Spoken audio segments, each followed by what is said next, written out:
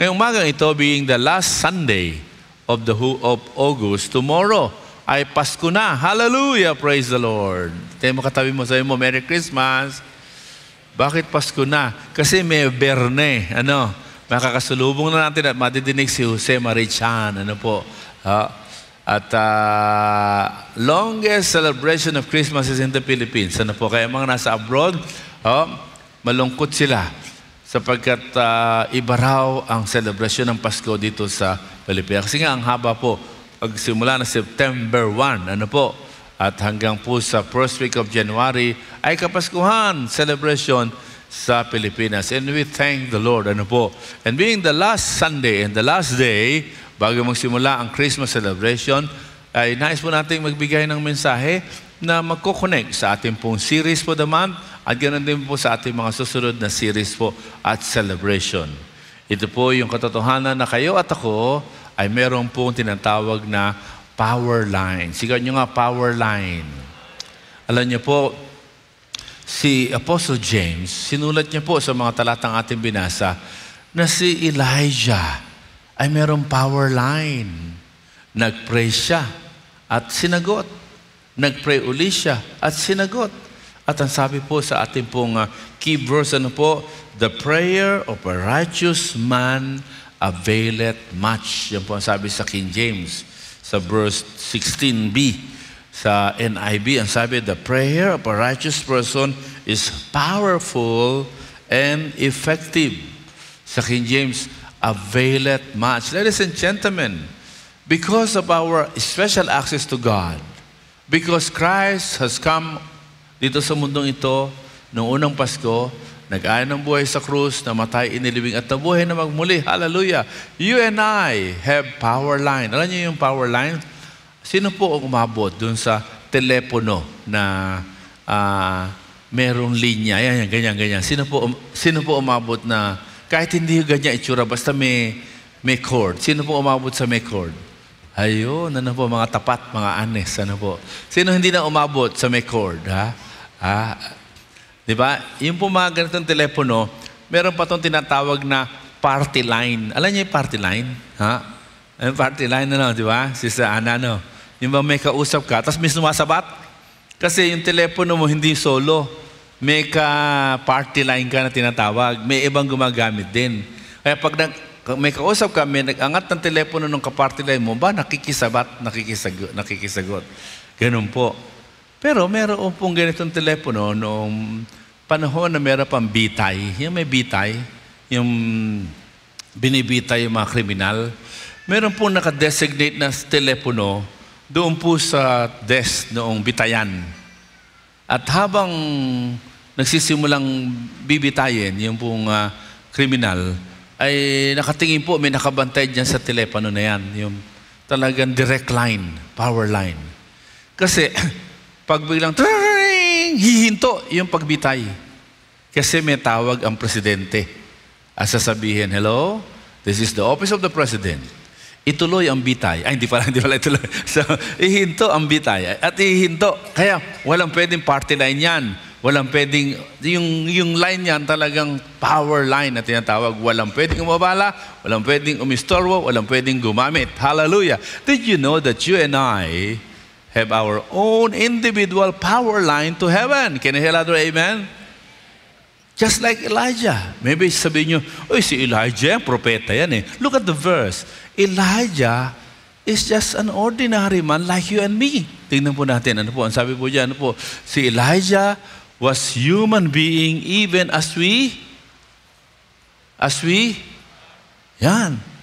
So meaning, si Elijah has a powerful line to God, not because he has achieved a esteemed spirituality in life.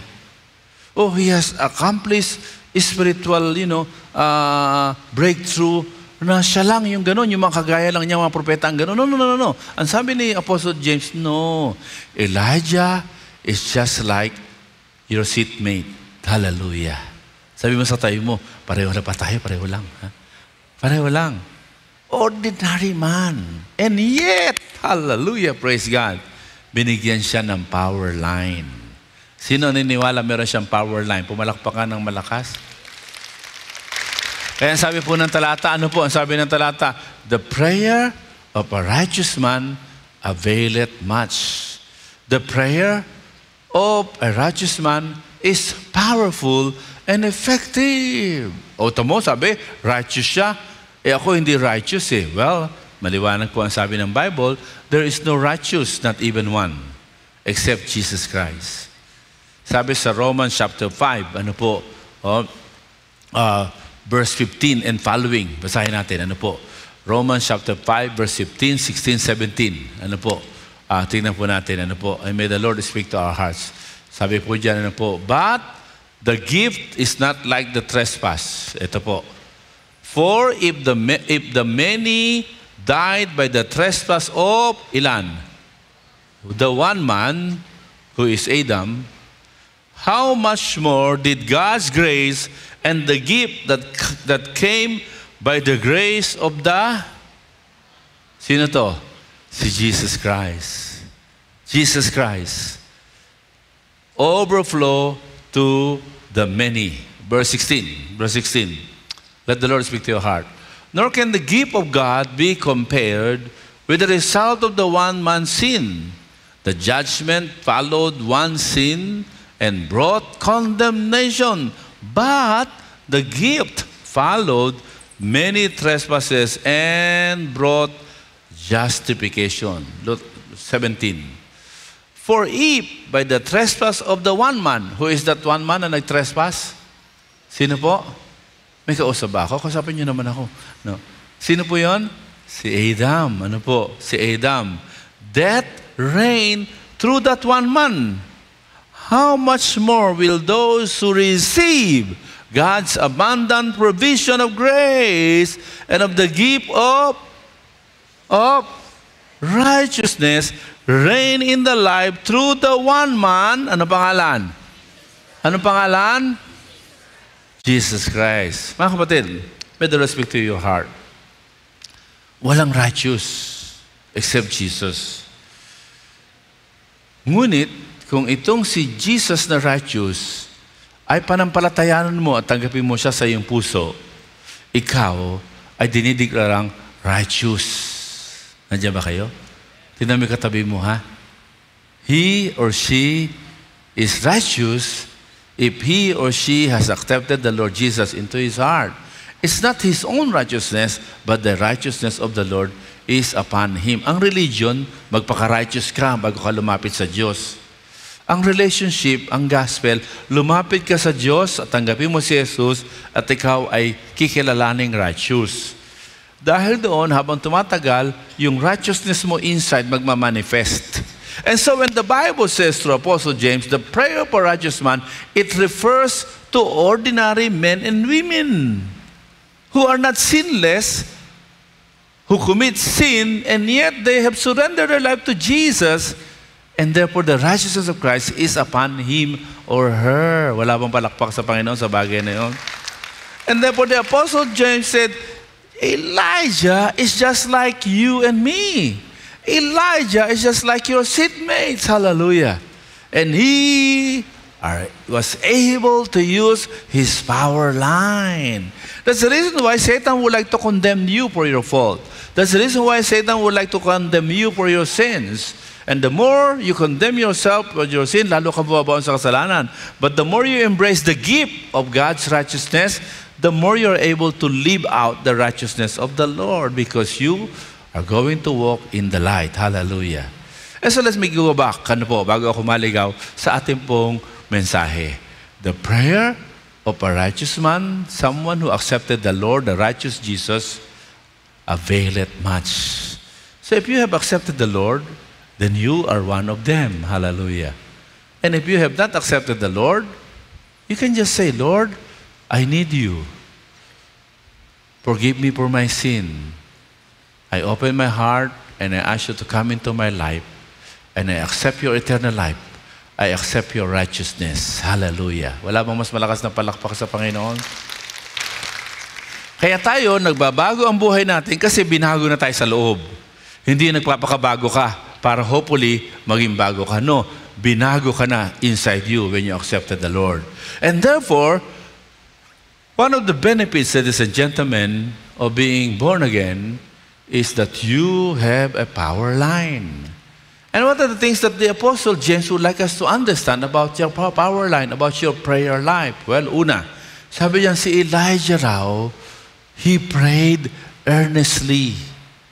So meaning, you and I can avail much. Ano po? Alam niyo yung sa King James, availeth, pwede ng period eh. The prayer of a righteous man availeth. Ano po? Pwede na. Pero availeth much. Grabe po yun. Bakit?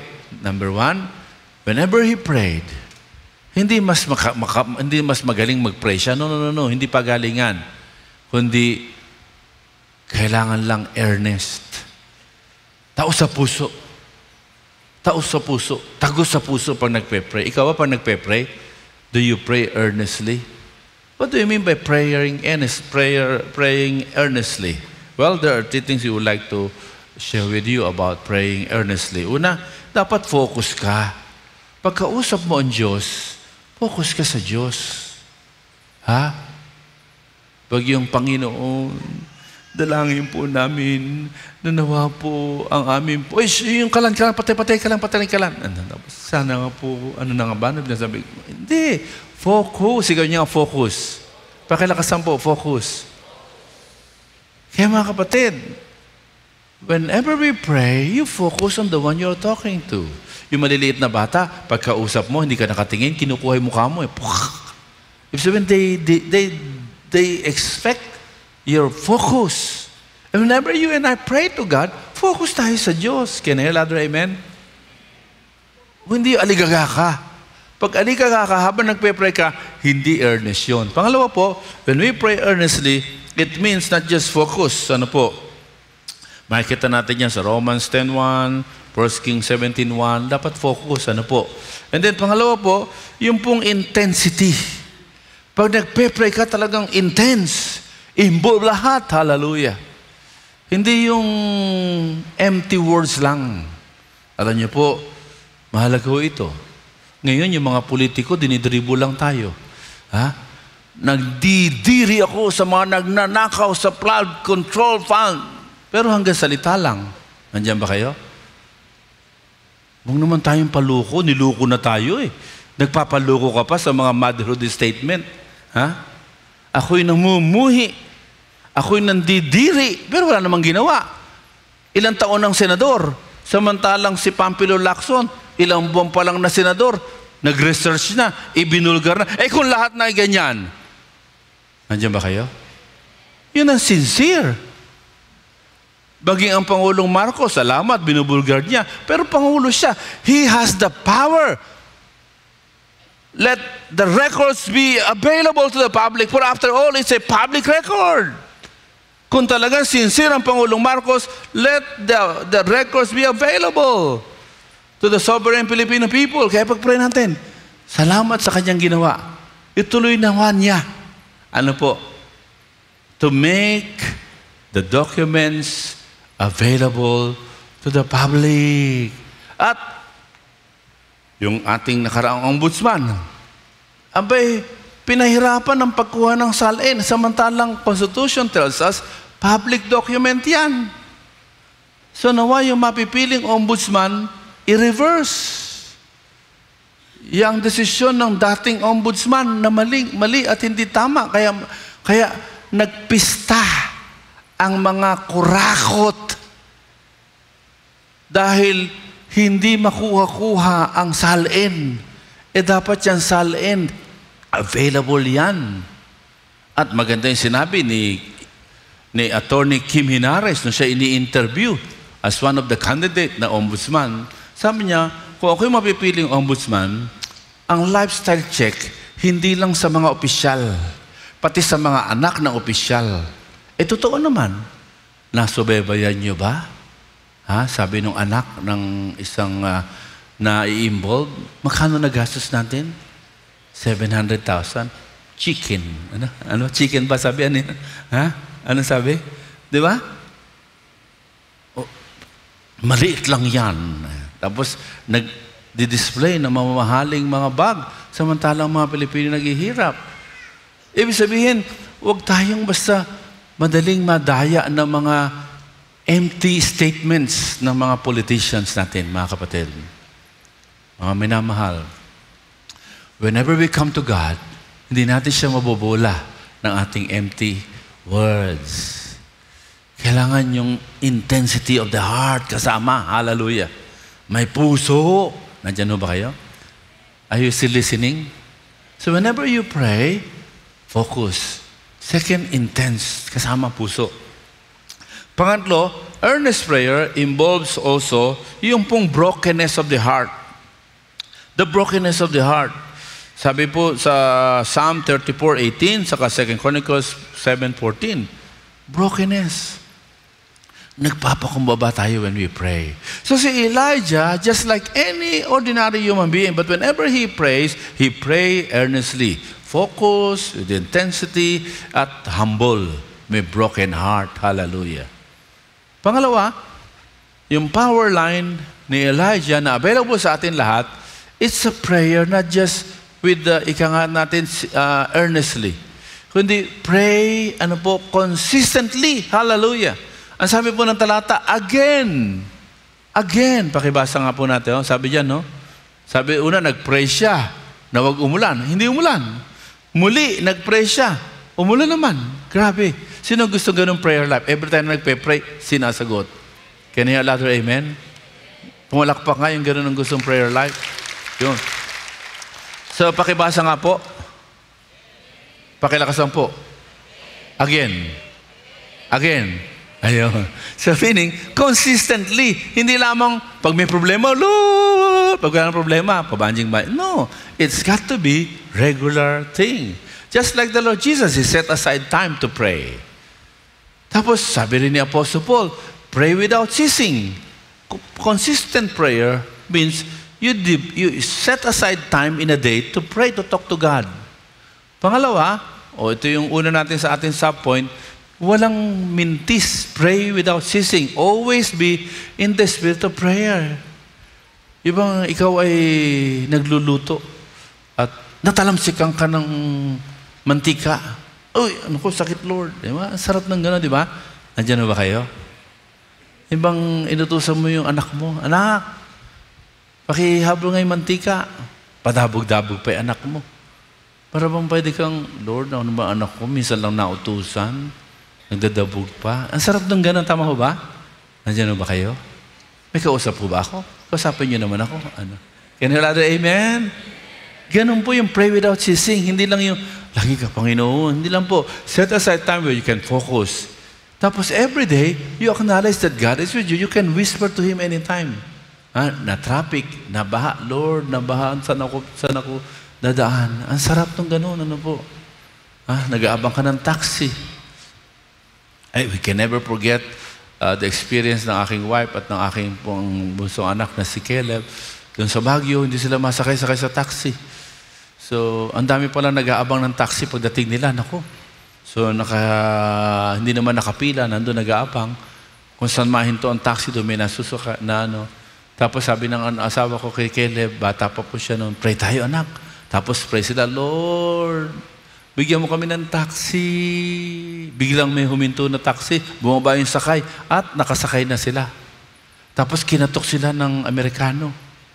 Binuksan nila yung bintana. At sabi nila, can you also pray for us? We have been waiting here. We heard you, you prayed, and immediately you have this taxi. Can you also pray for us? Wow. Nandiyan ba kayo? Mga kapatid, yun po yung naku Lord, walang mamasakan, bigyan mo naman kami. Ang sarap ng gano'n, yun po yung consistent. Pangatlong elemento ng consistent prayer life, ano po, kaya hindi lang yung nakaset aside yung time. Bago ka, pagising mo, pray ka muna. Bago ka matulog, pray ka muna. And within the day, meron ka talagang date with God ng oras na magre-pray ka regularly. Just like the Lord Jesus. He set aside time to talk to His Father. At pangatlo at panghuli, when we say pray consistently, it also involves yung pong pananalangin po, na hindi lamang po naka-set aside, kundi persistent. Ayan. Yung talagang walang tigil. Kahit wala pang sagot, tuloy pa rin. Kahit sinagot na, tuloy pa rin. Yun po. Kasi iba pag nasagot na, hindi na nagpe-pray eh. Kaya tayo meron tayong kalakbay. Kalakbay. Every day. Punta kayo sa Facebook, 7 a.m. To 7:30, bago mag-7 o'clock, ay tumutugtog na yung halika na sa lakbayin na. Yun po. Tapos meron tayo pong daily Thanksgiving, meron tayong guide, tapos meron tayong prayer, nagte-text sa mga kapatiran sa prayer request, tapos may prayer for the nation, care for prayer intercession. Wala bang palakpak sa Panginoon sa ganitong. So we want this ministry to continue to be availed by all of us na nakakapag-text tayo. At pag nag-text kayo, pinagpe-pray yun ang ating mga prayer warriors. Praise God. Mga kapatid, mga minamahal, may the Lord speak to our hearts. Mahalaga po that it is a persistent prayer. In good times and in the bad times, we pray. Ano po? Kahit wala pang sagot, we pray. Kahit may sagot na, we pray consistently. Ano po? Kasama po doon yung persistence. Hindi po madaling ma-discourage. Tuloy ang prayer life. Sigaw nga natin, tuloy. Mahina. Tuloy. Tuloy ang prayer life. Yan po yung ating lifeline. Di ba? Bisa pagka, uy, namatay na si gano'n, ha? Ano kinamatay? Nalimutang huminga. Nalimutang huminga. Ganun po yung pag hindi ka na nagpe-pray, para mong kinakalimutang huminga. Kaya, namamatay yung sigla mo sa Panginoon. Para hindi mawala yun, dapat consistent. Kaya si Elijah, he prayed again. He prayed again. He prayed again. Oh, may it be said to all of us that we are regularly, consistently talking to God in prayer. Because you are given the hotline, you are given the power line, you are given the direct access to God. Enjoy it. Use it. Earnestly and consistently. Pangatlo at panghuli, si Apostle James, and this is what I want here, verses 13, 14, 15, 16. Sabi niya, yun daw pong powerful prayer ay hindi lang earnest, hindi lang po consistently, ito yung pray in faith. Manalangin kang may pananampalataya. Ayun. Tignan niyo po yung talata. Sabi niya, he prayed in faith. Nanalangin siya ng may pananampalataya. Kaya po ipinagkaloob, verse 13 to 16, the prayer offered in faith. Hallelujah. Pakibasa nga po ito. 1, 2, ready. Everybody please read. Will make the sick person well. At ibig sabihin, kung may sakit, mag-pray ng in faith. Mga kapatid, may the Lord speak to us. What is the meaning of prayer in faith? Well, very quickly, we said letter A, faith to believe God's power. Whenever you pray, you believe that the one you're talking to has the power to answer. Matthew 21:22. Pangalawa, faith is to trust His best will. Na ang gusto ng Diyos na makapangyarihan ay yung pinakamabuti sa iyo. Kaya kung yung hinihingi mo wala pa, pray ka lang. Kasi parating yung mas maganda pa kasi sa hinihingi mo. And as you continue to pray, i-align ka ni Lord dun sa mas maganda niyang plano. And let us see, praying in faith, meaning you are ready to experience God's result. Ano po? Talagang expectantly you are praying. But what I would like to highlight in these verses, verse 13, 14, 15, pakita nga natin po yun. And may the Lord speak to all of us. Prayer in faith does not only involve you as individual. Prayer in faith involves the community of God's people. You see, you and I have our own individual power line. But this scripture tells us that when we gather with others who also have the same power line, that's more powerful, and that is prayer in faith. Kaya po, climactically presented by the Apostle James na prayer offer in faith. Pero bago yun, look at verse 13. Is anyone among you troubled? Ano po sabi? Let him or her pray. Ano sabi? Ano sabi? Let them. Tapos, is anyone happy? let him or her sing songs. Hindi. Ano po sabi? Them. Singing songs is a form of prayer because prayer by definition is communing with God. So whenever you sing to God, that's a form of prayer. Pero look at that. That is done by them. Done by them. And verse 14. Look at verse 14. Ang sabi po, is anyone among you sick? Let them call the elders of the church to pray over them and anoint them with oil in the name of the Lord. Mga kapatid, listen to me. You have a powerful line. But if you call others to pray with you, grabe po yan. Matthew 18. Matthew 18, 19 to 20. Ano po ang sabi? Matthew 18, 19 to 20. Ano man ang pag-agrihan ninyo sa lupa? Grabe. Again, I say to you, if two of you shall agree on earth as touching anything that they shall ask, it shall be done for them of my Father which is in heaven. And verse 20, wherever two or three are gathered, grabe, in my name, there, andyan ba kayo? Magkausap ba ako? There am I in the midst of them.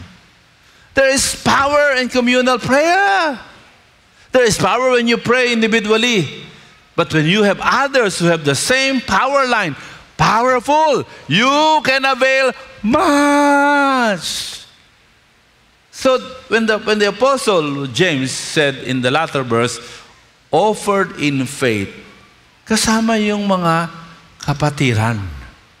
Yan ang dahilan. Kaya sabi ng Panginoon sa Hebrew chapter 10, ano po? Tingnan po natin. Hebrew chapter 10, verse 19, 20. Ito, ano po sabi? Tingnan natin. Hebrew 10. 19. Therefore, brothers and sisters, since we have confidence to enter the most holy place by the blood of Jesus. Remember? Yung ating nakaraang pong series, by a new and living way opened for us through the curtain. Who is that curtain? Hindi na po yung literal na napakakapal na hindi kayang hawiin ng maraming kahit ilang tao. Ano po? Ang bagong curtain natin ay ang katawan ni Kristo na bayubay sa krus. Kaya through His sacrifice on the cross, you and I can go to the Father. Verse 21. Ano po ang sabi? Hebrew 10, 21. Let's read this. Ano po? And may the Lord speak to us. Ayan. And since we have ano po sabi? Great priest over the house of God. 22. Let us draw near to God with a sincere. So dahil meron tayong dakilang sacerdote who is the Lord Jesus Christ, open tayo. Kaya lang, lumapit tayo with sincere heart, with the full assurance that faith brings, having our hearts sprinkled to cleanse us from a guilty conscience and having our bodies washed with pure water. 23. Let us hold unswervingly to the hope we profess, for He who promised is faithful. And then the famous 24 and 25. Let us consider how we may spur one another on or encourage one another towards love and good deeds. Kaya, verse 25. Ano sabi ng verse 25? Sabi mo sa katabi mo, huwag kang absent ng absent. Yan ang sabi,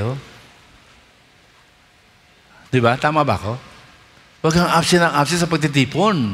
Dahil sa pagtitipon ng mga anak ng Diyos, there is power. Isa lang tayo na nga lang mag-usap, Ate Baby. Sa pagtitipon ng mga anak ng Diyos, there is, yes. Kaya po tayo po, we encourage yung ating pong, sa Acts chapter 2, verse 46, tignan po ninyo. Acts 2:46, ang sabi po dyan, nagtitipon sila sa templo, tulad nito, congregational worship. Okay? Tapos yung iba naman sa atin, dahil malayo sa atin, nag-online sila, they join us and praise the Lord sa technology. But bukod dyan, ang sabi dyan, they broke bread in their homes. Kaya, pag pumunta ka sa Facebook natin, makikita mo doon yung Smart Family COD. Ano po? In the gathering of a family, when they prayed, there is power. Nandiyan ba kayo? May kausap ba ako? Amen ho ba? Kaya importante yung pamilya, they gather together to pray. Tapos, they join a community of men, women. Kaya ho, sa ating pong anniversary celebration, ito po yung gusto natin patuloy na emphasize. We will start our celebration sa pagtitipon ng mga shepherds natin. Kasi sa ating church po, very basic po yung process ng paglago. Una, you need to be born again. Na kahit dumadalo ka dito sa church, kung hindi ka pa nang born again, hindi mo maranasan ang fullness of God's work in your life. So you need to be born again. Invite the Lord Jesus into your heart as your Lord and Savior. Pagkaraan, be nurtured with Lakbayin, booklet. Ito po, punta ka dyan sa ating discipleship desk, sabi mo, pwede bang may mag-nurture sa akin? At ituturo sa iyo ang Lakbayin para ikaw ay magpapatuloy sa paglago kahit saan ka makarating. You'll become a missionary for Jesus. Pagkaraan, be a disciple in a COD, community of disciples, mga kalalakihan, kababaihan, kabataan. Tapos, be a fruitful disciple. Ibig sabihin, nagsishare ka na ng kaligtasan sa iba. At maaaring nag-nurture ka na rin ng iba. And then, be a shepherd. Kaya po, sa ating po celebration, ang una natin titipunin ay yung mga shepherds and disciples and doulos. Yan po yung schedule. Sa September 13, ang lahat po ng doulos, ng shepherds, ng deacons, ay ating po titipunin po dito. Para po, we can talk about yung direksyon ng ating simbahan as we celebrate our 30th anniversary. And we thank God for His faithfulness. Then after that, sa September 37, yung mga kabataan sama-sama, yung kababaihan, kalalakihan, medyo may 3 grupo tayo. May grupo ng Caloocan, Metro Manila, grupo ng May Kawayan, Marilao, at grupo ng Santa Maria. Tapos ganoon din ang kalalakihan. Pero ang katalis sama-sama.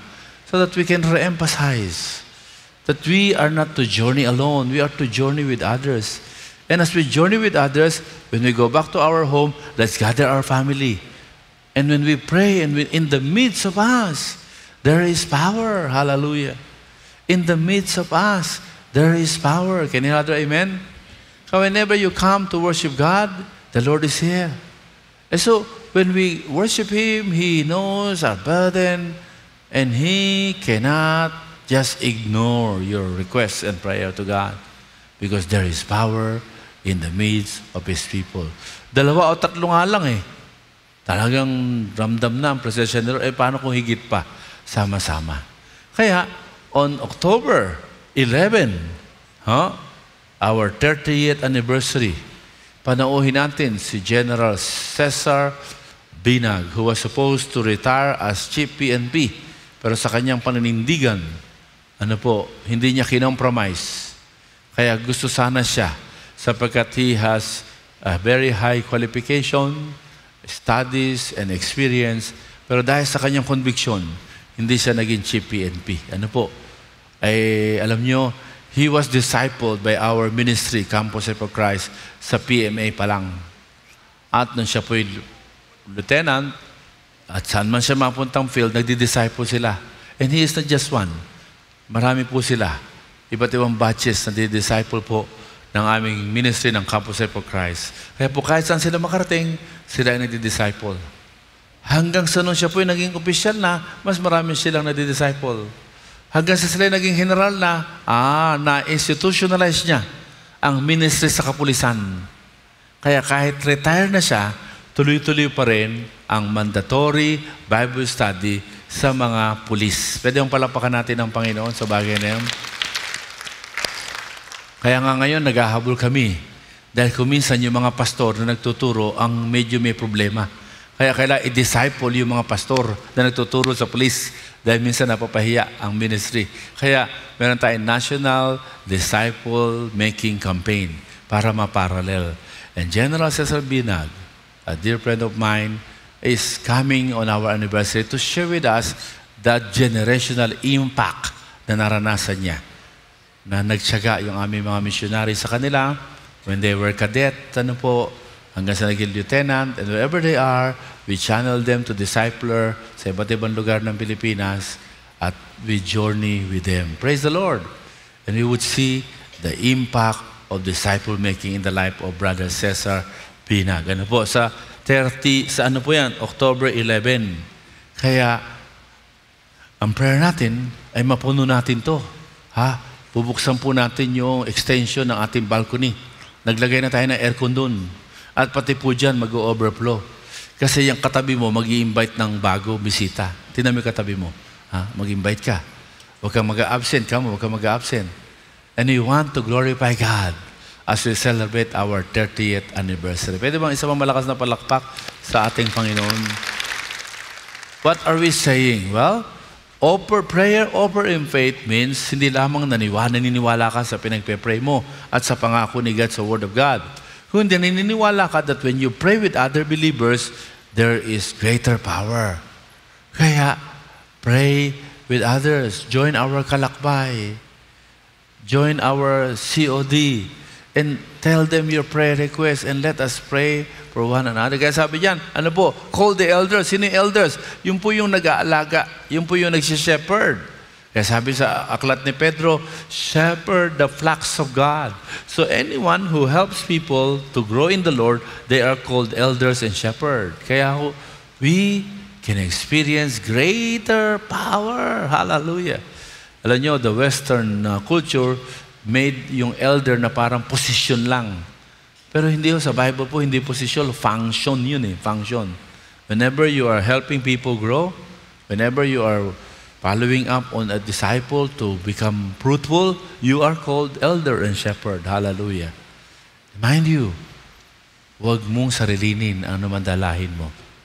When you open up that burden to others and you ask them to pray for you, there is much power. Hallelujah. How many of you would like to experience what Elijah experienced? He prayed and it happened. He prayed again and it happened. How many of you would like to experience our power line? Can you hear another amen? Pray earnestly. Pray consistently. And pray in faith. Not just holding on to the promise of God in the Bible, but holding on the powerful guide of the Bible. Pray with others. Join our kalakbay. Pag pumunta ka sa Facebook natin, pakita natin Facebook natin, nandun po yun. Meron tayong logo doon, SGC. I-click mo yun, lalabas po. 7 a.m. to 7:30. Kompleto yun. May magte-Thanksgiving, mayroong magbibigay ng guide from the Word of God, may magpe-pray sa mga tinetext na prayer requests. Tapos yung last minutes, ipagpe-pray naman ang bansang Pilipinas. How many of you know, I believe, that the Philippines need our prayer? Can you hear another amen? Can you hear another amen? That's why we need to join this. We need to join the daily prayer for our country. Na mga Pilipino ay huwag maging blind follower ng anumang kulay ng politiko. Hindi ito tungkol sa labanan ng mga politiko. Ito tungkol sa laban ng welfare ng mga Pilipino na dapat nating nararanasan, dapat isinisilbi sa atin. Mga kapatid, mga minamahal, there is power in prayer. Let us use our power line. Let's pray. Panginoon, maraming salamat sa iyong mga salita.